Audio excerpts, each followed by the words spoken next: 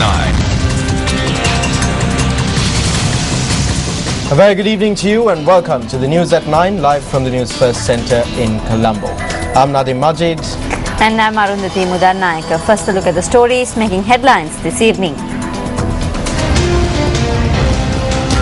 Headlines on Newsfirst at 9. Group of inmates at the Bogamra prison staged protest atop the roof of the prison. Divi Naguma Development Department commences its operations. Complaint lodged with the Human Rights Commission over the farmers' pension. Grade 5 examination will not be abolished. Statement from the Cabinet spokesperson. A revelation on the politics in South from Nishantha Muthuhettigama.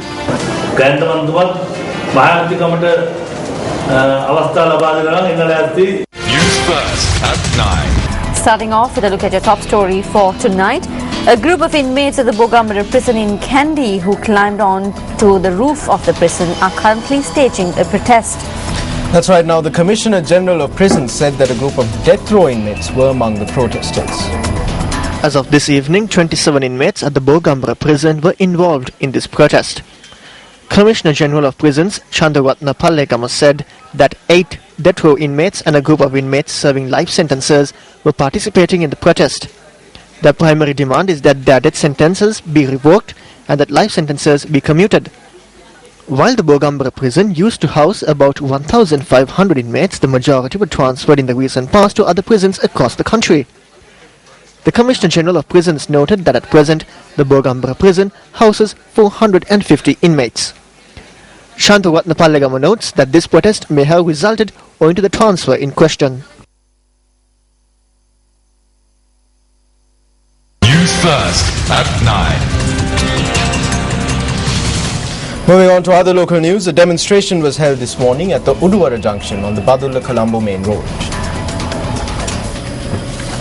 Villagers staged this demonstration calling on authorities to renovate the roads leading to the Naipar Watta, Elaval Golla, Pahalaval Golla, Nelung and Kirinda villages from the Uduvara junction, which is currently in a dilapidated state. A correspondent in the area said that the demonstration commenced at around 10:30 this morning.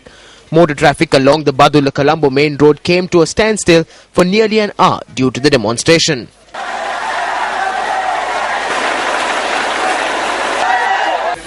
The demonstrators charged that as the roads are in a dilapidated state, the bus that is assigned to operate on these roads does not operate. This road leads to all villages. Over 2,000 to 3,000 people use this road. Vehicles use this road. The road is not in a good condition. Ministers and MPs come here during elections and make promises. After they win the elections, they do not take any steps regarding this. At around 10:30 this morning, the acting police HQI of Badulla SPK Galage, accompanied by other police officers, arrived at the location and held a discussion with the demonstrators.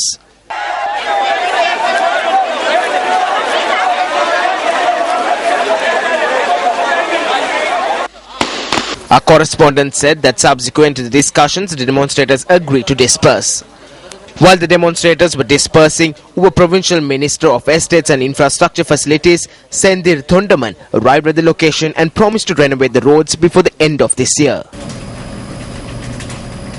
The Gazette notification that legalizes the Divi Naguma Development Department was signed today. The new department, which has been established under the Ministry of Economic Development, commenced operations today. The department was established under the controversial Divi Naguma Act No. 1 of 2013, which was passed in Parliament on the 8th of January 2013 with a majority of 117 votes with recommendations made by the Supreme Court. The main aim of the department is to serve and bring benefits to 5 million individuals belonging to 1.8 million families in the country. Minister of Economic Development Basil Rajapaksa signed the Gazette notice which legalized the department at the auspicious time of 10 o'clock this morning. The department will be headed by a Director General and will comprise of 5 additional Director Generals for the 5 zones under the purview of the department and a Deputy Director for each of the 25 districts. The department will implement Divi Naguma community organizations, Divi Naguma banks and the Divi Naguma program, which will be supervised by a 26-member Divi Naguma National Commission. I will incur the first loss in this. All powers vested with the minister will be taken away. I was able to appoint any employee I wanted and issue any order I wanted, but I cannot do it from today onwards because of this act. Now, this belongs to the Independent Public Service Commission. We will have to work respecting their rules and regulations.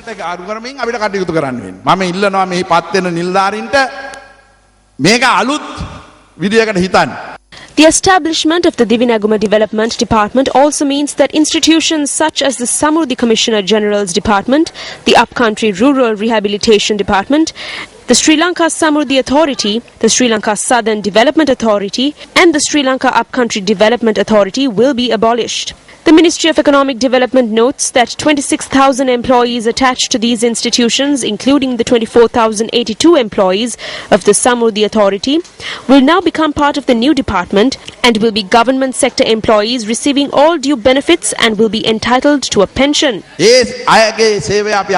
Moving forward from here is the biggest challenge we face. So let's face this challenge collectively. At this instant, the media should look at us positively. Do not just look at the bad side. As per the Divinaguma Act, the funds of the Samurdhi Development Authority, the Southern Development Authority and the Upcountry Development Authority must be deposited in the revolving fund of the Divinaguma Development Department. This will be used to set up the Divinaguma Community Bank network. For the first time in Sri Lanka's history, this act introduces the microfinance banking system legally into the country. A notable feature of the new department is that it will cover not only Samurdhi beneficiaries but any person who contributes to national production.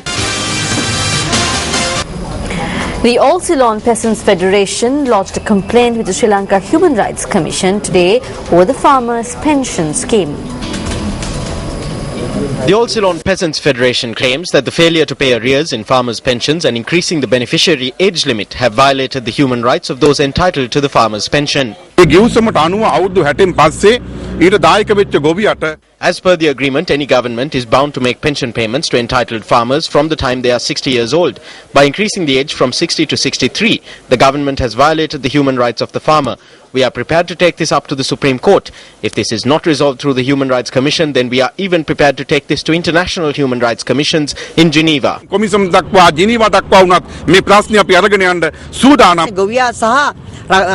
is an agreement between the farmer and the board which is being blatantly violated.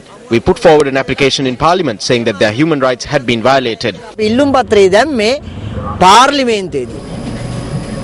On to some weather news. The Early Warning Centre of the Department of Meteorology issued a severe weather advisory this evening for strong winds over the eastern and southeastern sea areas. Now, the Met Department notes that an atmospheric disturbance is developing to the southeast of Sri Lanka and seas off the eastern and southeastern coasts of the country will be rough and dangerous. That's right, the department forecasts the northeasterly winds will be reported at between 60 and 70 kilometers per hour and are capable of strengthening up to 80 kilometers per hour. Now, the Met Department predicts that thunder showers accompanied by heavy rainfall could also be experienced in the northern, north central, eastern and over provinces. Meanwhile, at the Cabinet media briefing held today, journalists raised questions regarding the dissolution of the provincial councils.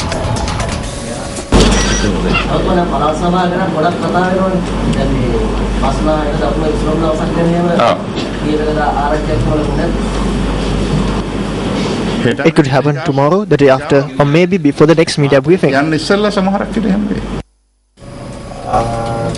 Meanwhile, the first meeting between the secretaries of political parties and the Elections Commissioner for 2014 was held today. Political party representatives and election monitors attended the meeting, which was held at the Elections Secretariat under the auspices of Elections Commissioner Mahinda Deshapriya.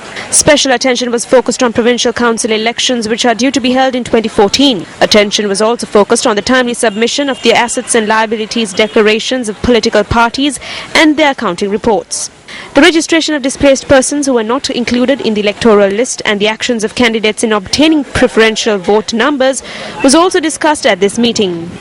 The Elections Commissioner had proposed at this meeting that the candidates' national identity cards should be submitted along with their nomination applications.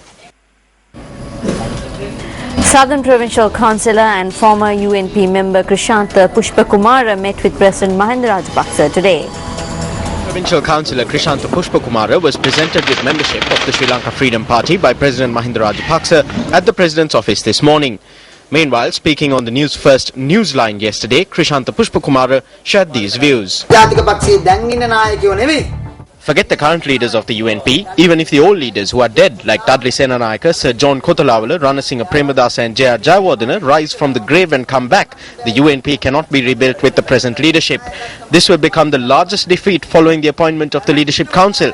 The results of the two elections will show us the results of the Leadership Council.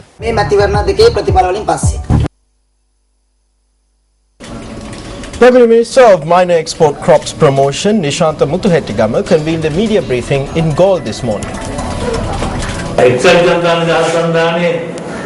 We in the United People's Freedom Alliance have only one leader. We do not have leadership councils. We do not have pieces of leadership councils. We do not have several leaders. We have only one leader. The United National Party has broken apart and there are about 10 heads of the torso known as leadership. Leadership is one torso. There can only be one torso. There can only be one person. But in this case, there are about 10 heads. The leaders of the UNP are fighting amongst themselves like two cats confined to a box. The destruction of the UNP is being carried out impeccably.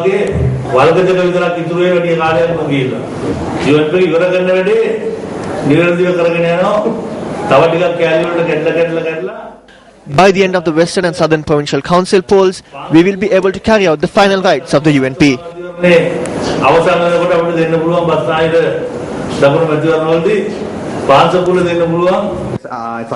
A councillor who is close to you crossed over to the alliance recently. Some representatives of the SLFP are now of the view that this migration is depriving people who worked for the party and made sacrifices for the party of opportunities. What is your opinion on this matter?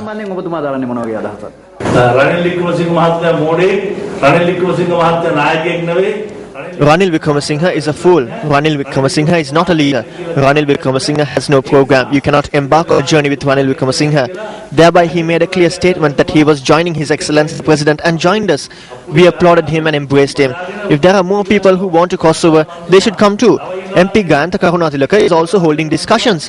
MP Gayantha is prepared to come if he gets the opportunity to be Chief Minister.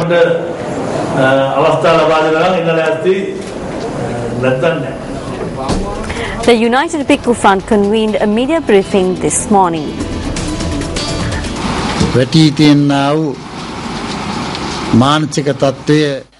All plans have been prepared to revive the fallen mentality and rejuvenate the United National Party. We are ready to rally the people and move forward. There may be shortcomings. All of this should be resolved through discussions and we must take the correct path. The opportunity is now at hand. National leader Ranil Wickramasinghe has granted this opportunity. He has done this by choosing to remain as the national leader and vest powers in the Leadership Council. I invite Honourable Sajid Premadasa to make use of this opportunity. This would be an esteemed service to the country, community and religion.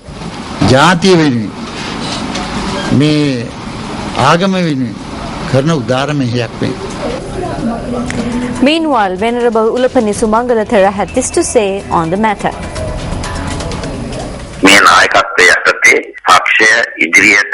What we can all see and feel today is that this party will not move forward under this leadership. We see false attempts being made to search for solutions in other places while the problem persists as false. Time will decide who is right and who is wrong. Following the upcoming elections, everyone will be able to see if the people accept these false reforms and mythical leadership councils. We must reiterate at this time that although various persons may offer various definitions based on personal wants, there has been no true change whatsoever in the party.